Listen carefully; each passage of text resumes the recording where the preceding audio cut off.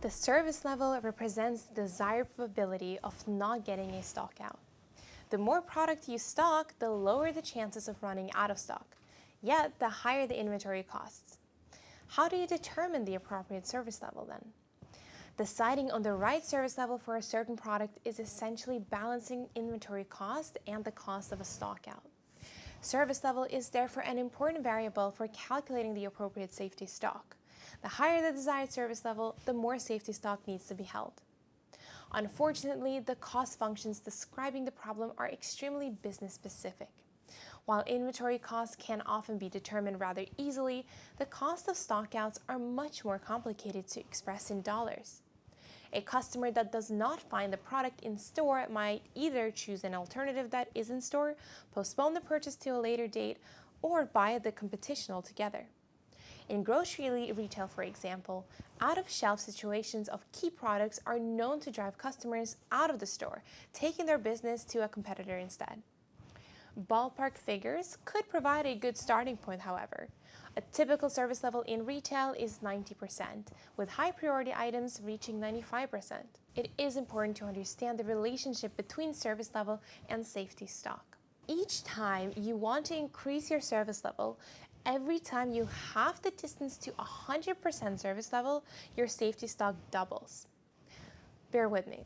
For example, your current service level is, say, 95%. That means that your 5% that are missing for reaching 100%, if you want to increase your service level to 97.5%, which is half the way there as it's 2.5% larger, the necessary safety stock doubles. Service level approaching 100% get very expensive very fast, and a service level of 100% is the mathematical equivalent to infinite safety stock. In our experience at Lokad, it is sufficient to differentiate between 3 to 5 service level categories that cover the product portfolio from must-have items to the lower priority items. Product rankings allow a structured and sensible way to allocate products to the corresponding reasonable service levels. Typical rankings: turnover, profitability, number of orders, or cost of goods sold are typical examples. This could be that a must-have item that accounts for 80% of turnover can have a 95% service level.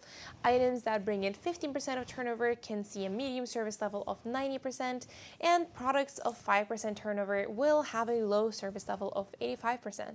Nonetheless, Lokad strongly recommends to avoid using service level altogether.